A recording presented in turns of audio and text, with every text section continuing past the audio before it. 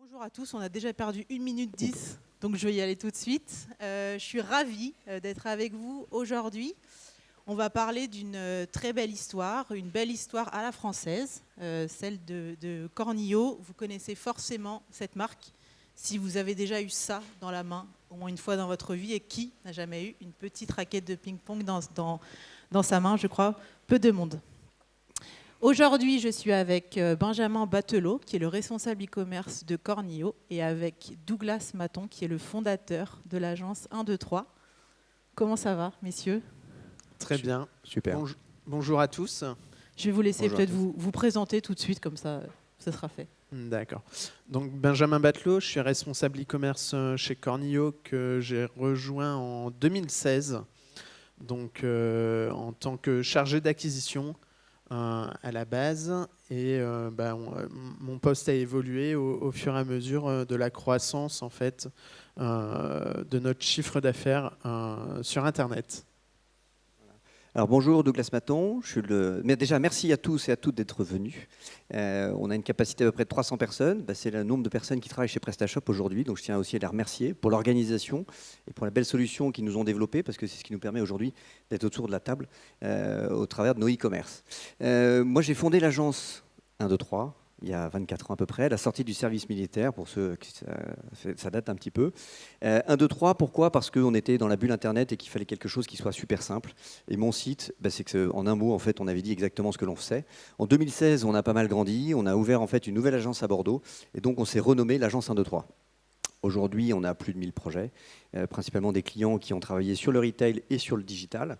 Et aujourd'hui, on travaille avec des marques comme Kawaii, Cornillo, Karmacoma, Marque 64. Il y en a en fait beaucoup. Et ça fait une 50aine de marques sur lesquelles on les accompagne sur le design, le développement et le web marketing.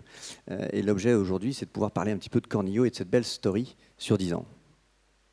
Voilà, parce que je pense que ce qui est très important aussi à rappeler aujourd'hui, c'est que vous fêtez cette année vos 10 années de collaboration. Alors on l'a entendu dans la success story précédente, la confiance entre une agence et son marchand est primordiale. Ça fait 10 ans que vous travaillez ensemble, donc forcément j'imagine que la confiance, elle existe. Peut-être qu'avant de parler de cette confiance, on pourrait revenir sur vos démarrages ensemble. Comment est-ce que ce choix d'aller sur PrestaShop est né et comment est-ce que le choix de l'agence 1, 2, 3 est né aussi, Benjamin, s'il te plaît ? Alors, déjà, je vais présenter un petit peu Cornillo parce que j'ai oublié de le faire tout à l'heure. Donc, nous, on est fabricant de tables de ping-pong. On est une marque qui a plus de 50 ans. Donc, on est basé à Bonneuil-les-Eaux, donc entre Amiens et Beauvais, donc pas très loin d'ici. On fabrique tout en France, ce qui est table de ping-pong, table de billard, parce qu'on s'est diversifié en 2019. Et également donc des baby-foot. Voilà. Ma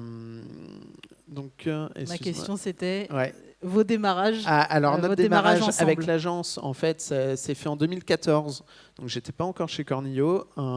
Douglas avait été approché donc par François Robert, notre directeur commercial de l'époque et encore actuel, qui avait déjà lancé en 2008 notre premier site sous un CMS custom et qui souhaitait faire une refonte de notre site de vente en direct en France, mais aussi de notre site de pièces détachées. Voilà. 2014, ouais, on s'est rencontrés, alors tu n'étais pas là, mais c'était un salon du e-commerce. Donc en 2014, vous étiez venu avec les sacs à dos Cornillo. Et puis déjà, il y avait en fait une vraie affinité sur la marque. Et puis ce qui est vraiment important pour nous en tant qu'agence, c'est le contact que l'on a humain avec nos clients, nos partenaires, nos fournisseurs. Et c'est vrai que tout de suite, ça a matché parce qu'on a discuté pendant une demi-heure avec Frédéric François. François, rien à voir. Content. François Robert. Je suis désolé, j'ai cité ma référence. Mais... Et donc on s'est retrouvés en fait un mois après chez Cornillo. On a eu une réunion, on a parlé de la stratégie, du déploiement sur les prochaines années à venir. Et puis à l'issue de la réunion, ils m'ont dit où est le contrat ? Et je leur ai dit je pensais que je venais faire un pitch et puis qu'on essayait de voir. Ils me dit non, humainement on est complètement alignés en fait sur les valeurs. Et ça c'est vraiment la première chose qui est la plus importante pour nous en tant qu'agence, c'est d'avoir ce relationnel. Ensuite 10 ans c'est beaucoup. Je pense qu'on a su des deux côtés avoir une même méthode de travail, une véritable méthodologie au travers des différentes solutions qu'on va utiliser, une véritable confiance qui s'instaure. Donc c'est vrai qu'au quotidien, chacun partage un petit peu comme si on était dans la même équipe. Je parle sous ton contrôle. Oui, oui, totalement. Après, c'est vrai que dès qu'on a un souci ou autre, on a une personne en direct avec qui on travaille. Donc ça, c'est plutôt appréciable. Et c'est vrai qu'au fil des années, en fait, la relation, c'est de plus en plus fait un peu seamless parce que on a un chef de projet dédié en fait à ça. Tout à fait. Et on est resté. Alors, on avait cette méthode de travail et puis on a cette expertise. Ça, c'est vraiment le troisième conseil que je donnerais pour avoir une agence. D'ailleurs, j'ai pas posé la question. Combien de personnes sont sur PrestaShop, s'il vous plaît? Si vous pouvez juste lever la main. J'espérais que 100% des gens lèvent la main quand même. Combien de personnes en fait sont accompagnées par une agence? Voilà. Et pour beaucoup de personnes, vous serez beaucoup moins seul ce soir. Vous me demandez en contact et vous verrez, on pourra faire des très très belles choses ensemble. Parce que ce contact humain, il est important. On parlait de la méthode de travail et puis de l'expertise, c'est qu'il faut savoir s'accompagner avec les bons partenaires. Voilà. PrestaShop est une excellente solution pour nous en termes de e-commerce. D'ailleurs, on a toujours été fidèles sur cette solution. On a upgradé au fur et à mesure et aujourd'hui, on gère quand même un nombre de sites qui est quand même assez conséquent. Mais on a réussi à faire tout ce qu'on voulait dans tous les univers. Mais ça, tu vas le détailler en fait ultérieurement. Et donc pour nous, ce rôle en fait d'expert, tant du client, du partenaire et puis des fournisseurs aussi à côté. Voilà, parce qu'on a un rôle de conseiller les bonnes solutions ensemble pour savoir qu'est-ce qu'on choisit pour avancer. Ouais, pour rebondir là-dessus, en fait, c'est au début, on est parti de la version 1.4. Et actuellement, donc, on a évolué vers la version 1.7 sans faire de grosses refontes. Ça a toujours été des refontes graphiques ou des petite refonte entre guillemets, ça n'a pas été tout le site qui a à chaque fois été changé et on est également sur une multi-boutique. Donc on a notre site de pièces détachées et notre site de vente sur le même PrestaShop et puis après on n'en a pas encore parlé mais on a une dizaine de boutiques en fin de compte à travers le monde. On va peut-être parler chiffres un peu. Quand vous démarrez en 2014, tu m'arrêtes si je me trompe, vous faites à peu près 800 000 € de chiffre d'affaires en ligne. Aujourd'hui, Cornio.fr, c'est plus de 10 millions d'euros de chiffre d'affaires en ligne. Non, pas que. C'est sur la globalité donc, tu as bien fait de m'arrêter. Du CA digital, en fait. Voilà. Donc, le CA digital de Cornio, géré par l'agence 123, c'est 10 millions d'euros de chiffre d'affaires en ligne. Je pense qu'il y a des gens dans la salle qui aimeraient bien réussir à faire 10 millions d'euros de chiffre d'affaires. Eric parlait ce matin de passer un palier. Comment on fait pour atteindre ces 10 millions? Alors, déjà, on est quand même une marque forte à la base. On a été distribué par Decathlon pendant... on l'est encore, hein, mais pendant plus de 20 ans. Et on est encore présent déjà dans tout un réseau de distribution de sport. Et donc notre notoriété de leader européen de la table de ping-pong d'extérieur nous aide. Après, on a été gagné des parts de marché en fin de compte en direct. Il y a eu un transfert qui s'est quand même effectué, mais au-delà de ça, on a quand même augmenté notre chiffre d'affaires global société. Et donc notre croissance s'est faite en France, mais maintenant, depuis 2019, c'est également à l'export. On gère en direct au moins 4 sites, donc de Bonneuil, donc de notre siège, donc on en a donc en France, mais également on a une filiale au UK. Aux États-Unis et on vend également en Allemagne en direct. Voilà.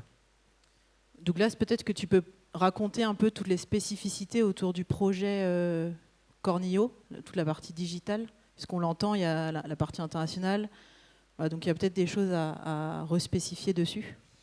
Disons qu'on a cette chance en fait d'avoir une vraie vision avec Cornio sur 6 mois, 1 an à venir à peu près, voire même plus au niveau de leur stratégie de développement. Au niveau de l'international, vous avez ouvert certains pays, techniquement c'était possible de le faire, mais peut-être que le marché n'était pas mûr, peut-être qu'il n'y avait pas tous les indicateurs qui permettaient de le faire. Et donc le fait d'avoir cette visibilité nous a permis toujours d'être un petit peu dans l'anticipation, parce qu'au départ on avait simplement commencé sur le site FR, on a pris le site également avec toutes les pièces détachées, qui aujourd'hui en fait est le noyau finalement, et qui va alimenter aussi bien la France et tous les autres pays. Il y a aussi le site du B2B, et tout ça va tourner sur ce même écosystème, et donc c'est très important d'avoir cette anticipation sur 6 mois, sur 1 an, voire sur 2 ans, parce que les gammes de produits que vous avez lancées en fait, au fur et à mesure, on les avait déjà anticipées. Donc au niveau des fiches produits, on avait déjà prévu en fait, certaines choses au niveau des maquettes pour se dire tiens, il faudra prévoir qu'on ait ce type de langue, qu'on ait ce type de fonctionnalité. Et donc il y a vraiment, on est vraiment partie intégrante en tout cas du déploiement en fait là-dessus. Et aujourd'hui, c'est pas forcément le B2B qui est la locomotive ou qui est le frein, parce qu'il y a toutes les contraintes du marché aussi qui font qu'il faut être prêt au moment où il va falloir lancer en fait la boutique. Donc de temps en temps, il y avait des boutiques qui étaient prêtes, mais le marché n'était pas mûr, donc on a attendu, et inversement. Voilà. Et une des principales causes d'ouverture ou non d'une boutique sur un territoire, c'est la logistique en fait. Nous, c'est des produits extrêmement volumineux, donc c'est par messagerie et au dernier kilomètre, et quand même sensible à la casse. Donc en fait, c'est de savoir si on est capable ou non de livrer dans ces pays-là. Donc, d'où en fait l'ouverture de filiales, ou en Allemagne également, on a un entrepôt là-bas. Donc, voilà. Mais on a vraiment commencé au début par la France, l'international, et puis vers 2019, on a eu la réflexion un petit peu pour s'ouvrir, pas forcément vous en tout cas, s'ouvrir vers des nouvelles gammes. Donc il a fallu travailler en fait en parallèle la partie e-commerce et la R&D que vous faisiez en fait en interne. Donc je ne sais pas si tu veux développer un petit peu cette partie-là, mais ça a été une forme d'accélérateur aussi. Oui, en fait, on est la dernière, on va dire le dernier step par rapport en fait au développement de la diversification, parce que donc il y a quelques années, en fait, on prend quelques années à développer un produit. Et en fin de compte, nous, on arrive lors de la mise sur le marché. Et du coup, on doit réfléchir à comment on va intégrer ce produit-là sur PrestaShop. Notamment en fait, pour le billard ou le baby-foot, qui ont des spécificités par rapport aux tables de ping-pong, de personnalisation ou autre. Et donc, là-dessus, l'agence nous a accompagnés sur des pages produits différentes pour ces produits-là. Et puis, il y a 1 an, on a lancé carrément un site dédié à nos produits haut de gamme, donc nos produits Playstyle, et qui correspond plus à ce qu'on souhaite en traitement en fait, de l'image de cette gamme. Voilà. Et puis c'est important de voir que tous les paliers en fait, impliquent, comme disait Eric tout à l'heure, l'idée c'est de casser un petit peu tous ces paliers. C'est vrai que quand on avait une problématique en fait, qui était de moins d'1 million d'euros de chiffre d'affaires, on était sur une solution bancaire assez basique. Aujourd'hui, en fait, on touche sur l'international. Vous imaginez bien, quand on a 10 pays autour du monde, avec des devises différentes, il faut trouver des solutions qui permettent d'uniformiser tout ça. Et on a réussi par anticipation, et puis aussi parce que vous êtes super top, hein, vous faites une veille qui est juste extraordinaire là-dessus, donc il y a vraiment une bonne expertise des deux côtés là-dessus. Vous savez aussi regarder en fait, tous les partenaires qui sont sur le marché. Et nous, souvent, on accompagne en tant qu'agence pour dire ok, techniquement ça va marcher, c'est compatible dans l'écosystème, parce que il faut savoir qu'un module, c'est pas juste un module, il fait partie d'un environnement et il ne faut pas rajouter quelque chose qui risquerait de tout casser. Voilà, donc il y a beaucoup de tests de recettage et beaucoup d'échanges là-dessus. Donc je crois qu'il y a eu quand même beaucoup de solutions qui ont été développées au travers du temps et beaucoup qui ont été arrêtées parce qu'elles ne correspondaient plus.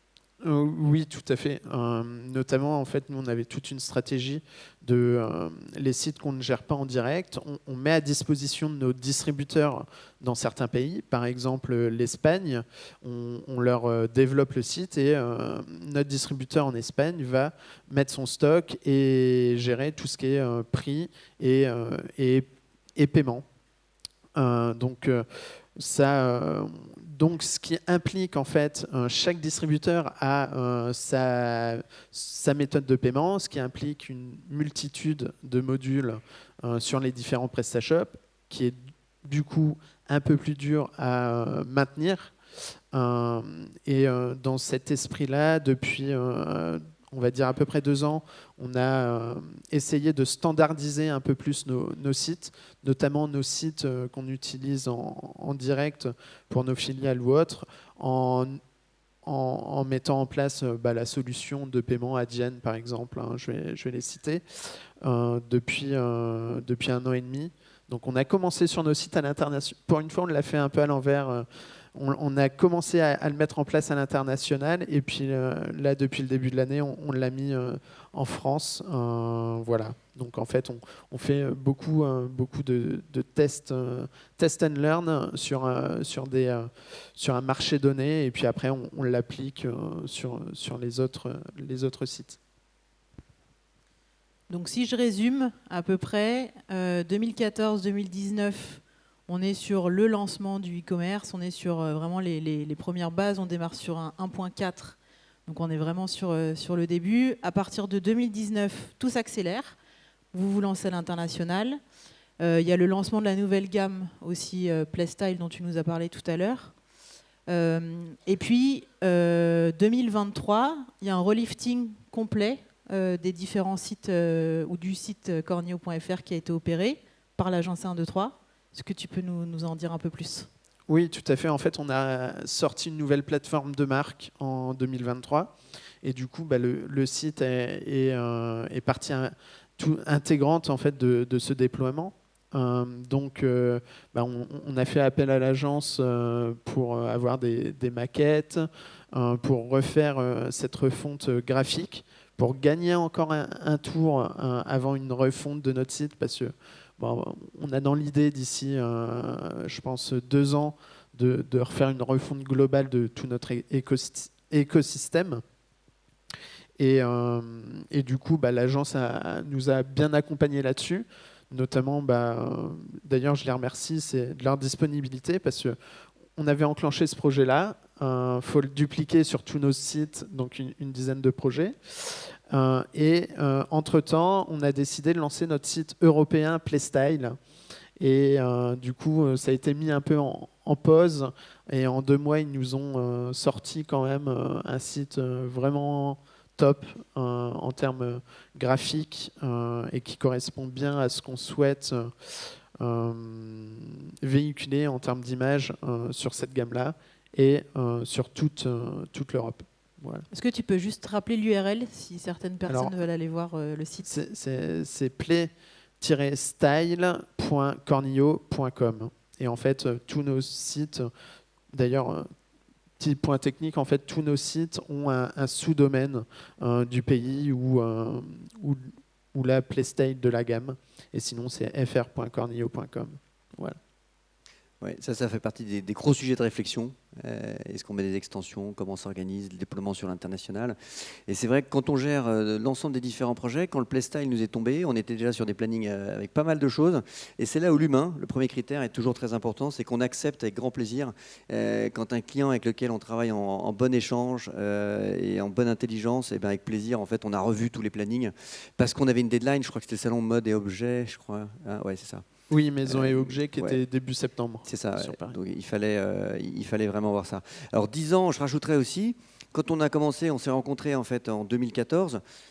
Il y avait juste un projet, on l'a refondu. C'était un petit budget. On était sur quelques heures de TMA mensuelles, peut-être 5-10 heures, je pense mensuellement. Et là, on a plusieurs centaines d'heures annuelles. Parce que le projet est monté, mais on n'a pas fait de 1 à 12 en termes de maintenance. C'est surtout votre équipe aussi. Oui, également. En fait, nous, le service e-commerce dépend du service commercial. Hein. On est 2, plus un stagiaire actuellement également. En fait, au départ, moi, j'étais tout seul. Hein. Donc, en fait, on a grandi, on grandit le service e-commerce d'année en année, en fin de compte, parce que ça devient un axe prioritaire de Cornio. C'est quoi les prochaines étapes ? Qu'est-ce qu'on peut vous souhaiter à tous les deux, à Cornio, à l'agence 123, pour les prochaines années ? Des nouveaux produits peut-être ? Je pense qu'il y aura une grosse refonte d'ici 2 ans, parce que actuellement en fait c'est un peu mis en pause parce qu'on refond le RP. Donc on attend d'avoir le RP de chez Cornio d'opérationnel et derrière de relancer une grosse refonte. Bah, oui, l'idée, ce sera de faire évoluer tout cet écosystème qui est vraiment devenu une énorme nébuleuse, mais sur lequel on a heureusement beaucoup documenté en termes de technique. Et puis pour tous nos clients, en fait, on fait un guide du collaborateur pour qu'ils puissent le mettre à jour. Donc ils ont vraiment la main complète sur la solution. Et donc ça, là-dessus, j'ai totalement confiance pour qu'on puisse refondre et faire évoluer complètement ce projet. Le tout, c'est que François n'ait pas l'impression que les budgets en fait explosent encore. Il m'avait appelé il y a un moment donné en me disant « Mais Douglas, les budgets explosent ». Je dis « Oui, mais bon, tu as 10 boutiques en ligne aujourd'hui. » On n'en est plus à l'époque d'une boutique en ligne. Donc il faut reprendre les coûts et puis rediviser par 10. Et finalement, c'est un écosystème qui est vraiment très, très rentable. Et la moindre ouverture sur de l'international ou la moindre ouverture sur une nouvelle gamme de produits, finalement, ça vaut la peine de se lancer, quoi. Après, juste peut-être rajouter aussi, c'est nous d'être vigilants en fait à bien mettre à jour tout l'écosystème et autres. Bon. Et puis après, de toute façon, en fait, il y a toujours un déploiement. On a encore quelques sites aussi à mettre sous la nouvelle plateforme de marque. Tout à fait. Un petit mot, Douglas, pour clôturer votre collaboration. On avait 30 minutes pour essayer de vous montrer que c'est possible de passer de 800 000 à 10 millions d'euros de chiffre d'affaires. Vous en avez la preuve. On a d'autres clients qui l'ont fait, qui ne sont pas là, mais on a des marques comme Kawaii, par exemple, qu'on accompagne depuis une dizaine d'années, ou d'autres marques également. C'est possible de le faire. Il faut être bien accompagné. Paris, c'est pas créé en 2 minutes. Donc, mais je pense que c'est vraiment un travail qui est partagé des deux côtés. Il faut déjà que l'entreprise ait un produit en fait, qui a un ADN, qui donne en fait envie. Il faut déjà que l'entreprise aussi ait une vision quand même de stratégie, de se déployer. Parce que nous, finalement, on apporte tout le support technique pour déployer tout ça. On soutient les équipes à côté, parce qu'il n'y a pas toujours cette formation en interne. Et on est là pour convertir finalement l'essai. Mais il faut avoir cette patience, parce que l'objectif, il peut être atteint. Voilà. C'était surtout ça qui était important en fait, de le montrer. Et en même temps, pendant 10 ans avec une agence, je ne sais pas ce que ça représente, 10 ans. C'est les noces de... Bon. Je ne pourrais pas t'aider. Non plus. Donc, non, et puis une grosse capacité d'écoute en fait, de l'agence pour nous, parce que je sais que de temps en temps, on doit être un peu pénible, notamment sur les refontes graphiques ou autres. Je vois Romain qui se réveille, mais parce que l'agence nous avait fait plusieurs maquettes là, sur la refonte, puis après en interne, on a à chaque fois des petits points à revoir dessus, mais ça se passe très bien. C'est vrai que techniquement, on vous a convaincu à 200%. Sur le côté design, vous êtes vachement exigeant quand même. Il faut beaucoup revoir la copie. Mais le résultat est là, parce que finalement, c'est vous les experts, et puis c'est vous qui avez le dernier mot, donc on le respecte avec plaisir, parce que c'est toujours... vous êtes bien visionnaire là-dessus, c'est agréable. Eh ben, un grand merci. On avait 3 chiffres à vous faire passer aujourd'hui. Un trio de 10. 10 millions d'euros de chiffre d'affaires en ligne, 10 boutiques en ligne et 10 années de collaboration. C'est une vraie très belle histoire à la française. Voilà, n'hésitez pas à venir rencontrer Benjamin et Douglas à l'issue de cette conférence. Et je vous remercie à tous pour votre écoute. Merci. Non, merci beaucoup.